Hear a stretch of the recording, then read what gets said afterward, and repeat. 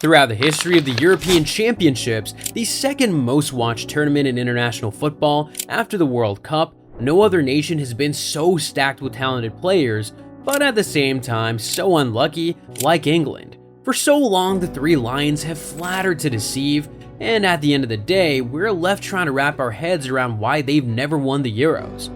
Well, I think we know why. After a season of so many fans not rooting for Arsenal to win the Premier League, it's time to focus on a new target. With Euro 2024 kicking off in June, let's talk about the greatest nation that's never lifted the trophy. The Three Lions have been in the game since 1968, and despite being favorites in many editions, they've never managed to get over the bump. Now with Gareth Southgate making the bold move of leaving out Manchester United star Marcus Rashford from his preliminary squad, has he dropped the ball? Only time will tell. But how on earth has a country that's produced legends like Bobby Charlton, Alan Shearer, Gary Lineker, and Harry Kane never conquered Europe? England's first go at the Euros was in 1968, and their confidence was through the roof. They just won the World Cup in 1966, so things were looking up. Just before the tournament in 1968, Manchester United became the first English team to win the European Cup, beating Benfica at Wembley. That squad had legends like goalkeeper Gordon Banks and Bobby Charlton, arguably England's greatest ever footballer. In their first tournament, England faced Scotland, Wales, and Northern Ireland in the group stage. They crushed it, topping the group and then facing Spain in the quarterfinals. They got past Spain but lost narrowly to Yugoslavia in the semifinals. The Three Lions ended up third after beating the Soviet Union 2-0, with Bobby Charlton scoring one of the goals. Not a bad result for a first-time appearance. In 1972, England was at it again, dominating the group stage. Greece and Switzerland got hammered, but in a twist of events, Malta held England to a 1-1 draw. Anyway, England cruised to the quarterfinals, but then West Germany showed up and gave them a beating. Oh, and the legendary Gerd Muller found the back of the net. Ouch. So, was 1976 any better? Spoiler alert, nope. England had some big wins against Czechoslovakia and Cyprus early on, but then they stumbled, losing to the Czechs and failing to beat Portugal twice. They crashed out in the qualifying group stage. That was to be all for the 70s, and England looked to the next decade for salvation. In the 1980s, we had 8 teams in the finals for the first time ever. England made it to the last 8 in Italy. They breezed past Northern Ireland, the Republic of Ireland, Bulgaria, and Denmark to top their group. But then in the quarterfinals, the competition format got a twist. England was put in a group with Belgium, Italy, and Spain. They only managed to beat Spain in the final game, missing out on the semifinals. Close, but not close enough.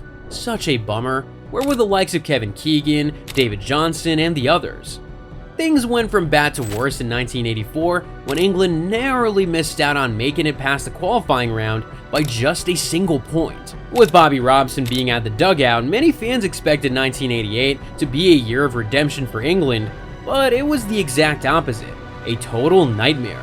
Although they managed to make it past the qualifying stage, it was literally of no use as they didn't even get a single point from the tournament finals. It really sucked because there were some big names in the team.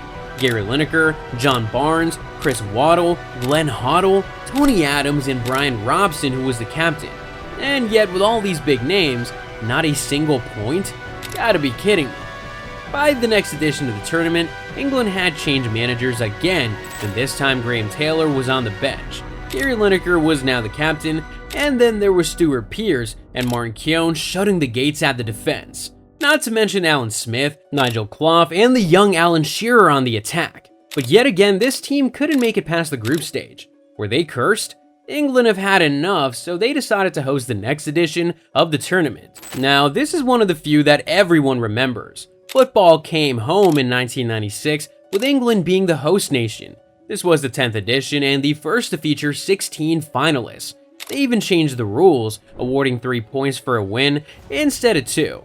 But the real kicker, it was the first major competition to be decided by a golden goal. Germany beat the Czech Republic 2-1 to win their first trophy as a united nation. England actually did pretty well, making it to the semifinals. But in classic England fashion, they lost to Germany on penalties. It was a heartbreaker for stars like Alan Shearer, Paul Ince, Gareth Southgate, and David Seaman. I mean, take a look at the entire squad right here. It was stacked. But entering into the millennium, England kinda regressed when they could have picked up from where they left. At the turn of the century, England had arguably the finest squad on the planet. Tony Adams, Sol Campbell, David Beckham, Michael Owen, Paul Scholes, Robbie Fowler, and Steven Gerrard, but manager Kevin Keegan's team bottled it and didn't make it out of the group stage. Can someone explain why that happened? 2004 came and the tournament was wild. Greece, in their first appearance in 24 years, shocked everyone by lifting the trophy. The tournament saw major upsets, with Germany, Italy, and Spain all crashing out in the group stage. Perfect chance for England, one would think. But we were wrong yet again. They played an exciting 2-2 draw with Portugal in the quarterfinals. But David Beckham and Darius Vassell missed their penalties, sending England home. Looks like the Three Lions decided to enjoy their stay at home because they didn't even qualify for the tournament in 2008. Rock bottom. English fans would have been having a hard time with the banters and trolling at this point. Come 2012, Spain dominated again, successfully defending their title. England, determined to erase the shame of 2008, made it out of the group stage looking strong, with the likes of Wayne Rooney, Ashley Cole, Steven Gerrard, Theo Walcott, and Joe Hart all running the show. But unfortunately, they fell to Italy on penalties in the quarterfinals. Another tournament, another disappointment. When will this torture end? The Euros expanded to 24 teams, and many thought that this was finally going to be England's year. The group stage was a mess, with England scraping together just 5 points against Wales, Slovakia, and Russia.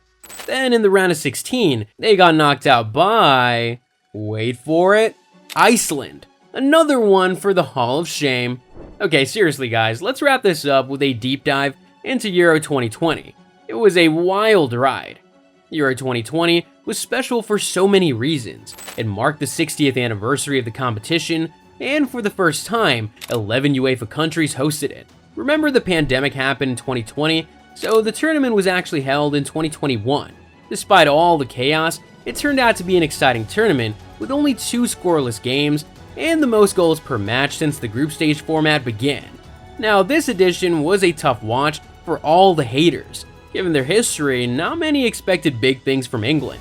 But whether it was the final being held at Wembley or the raw talent in the squad, England showed up determined, and it was exciting to see. With big names like Harry Kane, Marcus Rashford, Bukayo Saka, and Kyle Walker, they were driven to achieve what no other England team had done before, which was to actually win the Euros. England went unbeaten at the group stage against Croatia, Czech Republic, and Scotland. Some fans still weren't paying much attention because they expected the usual. But when Sterling and Kane secured a 2-0 win over Germany in the round of 16, eyebrows started to raise. England kept pushing forward and actually made it all the way to the final.